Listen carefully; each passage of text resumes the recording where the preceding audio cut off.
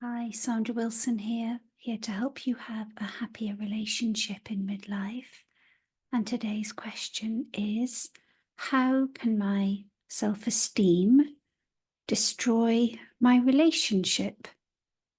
And I don't know whether you yourself may have noticed feelings of just not being good enough for your husband or your partner when this wasn't really such an issue when you met, or perhaps it was less of an issue. And we as women, as we start to enter our midlife years, it is common to experience low self-esteem in relation to so many things. And this can negatively impact our close, loving relationship.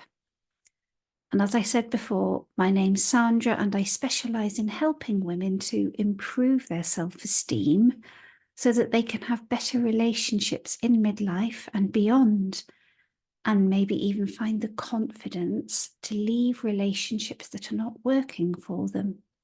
So if you stick with me for the next few minutes, I will list 3 key areas that low self-esteem could potentially ruin your relationship and what you might be able to do instead. So I recently had a client who felt pretty crap about herself, about the way she looked. She put on a few pounds in weight because of the menopause, and she'd noticed her hair was thinning and what she described as her turkey neck.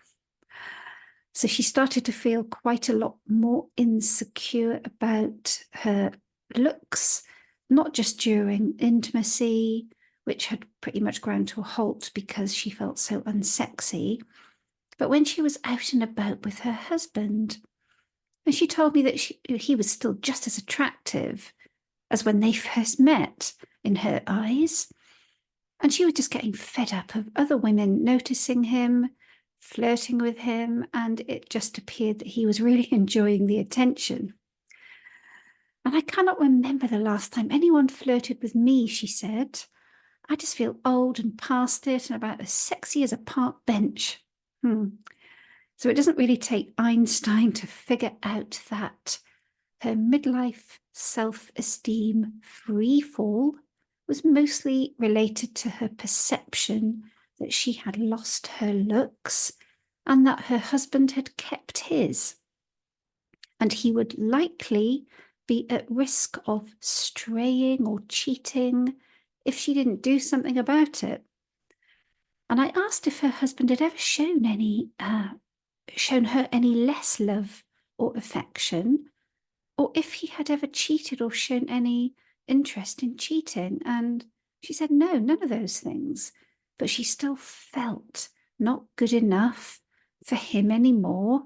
And she worried that he might stop loving her and leave her.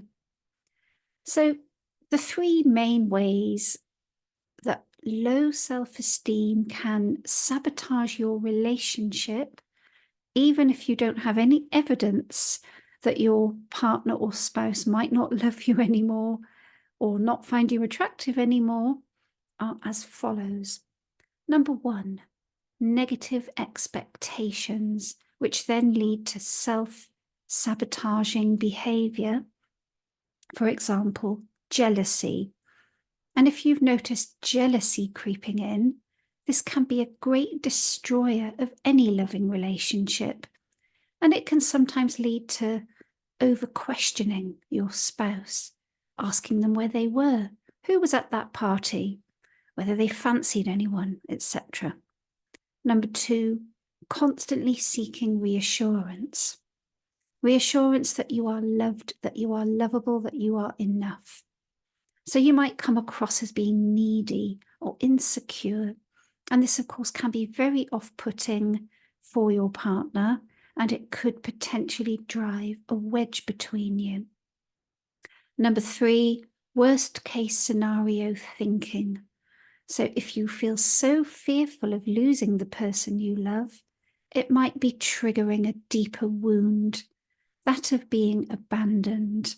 And this can often create controlling behavior, conflict, and a significant loss of trust. Okay, so These are just 3 of the key areas. There are more, but for the sake of keeping this video within 5 minutes, I'm just going to stick to those 3.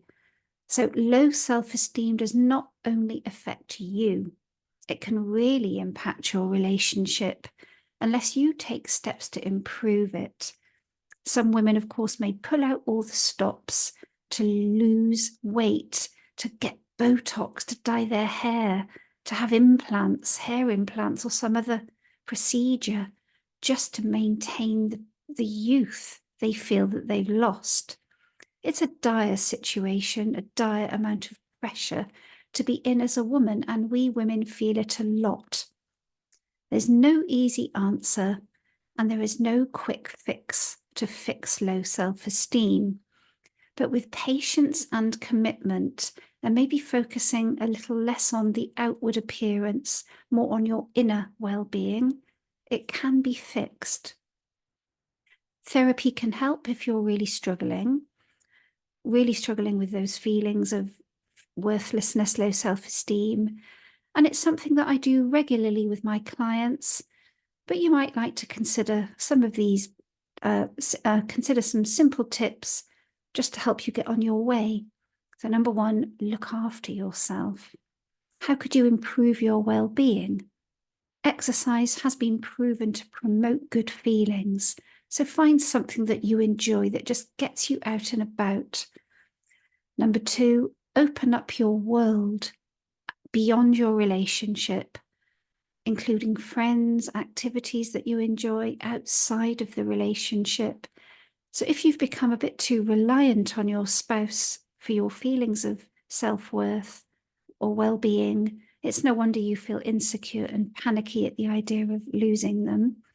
So by finding new hobbies, making new friends even, you are growing and expanding your horizons and becoming less dependent on just one person.